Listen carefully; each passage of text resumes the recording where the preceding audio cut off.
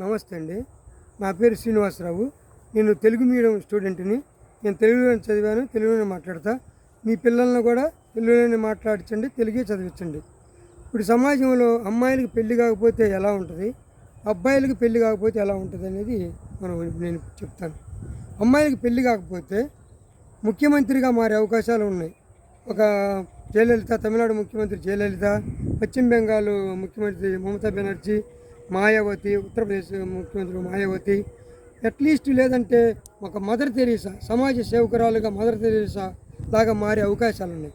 అదే అబ్బాయిలైతే ఒక పెళ్లి కాకపోతే ఒక సైకోగా, లేకపోతే ఒక రౌడీగా, ఒక తాగుబోతుగా, ఒక రేపిస్ట్గా మారే అవకాశాలు ఉంటాయి.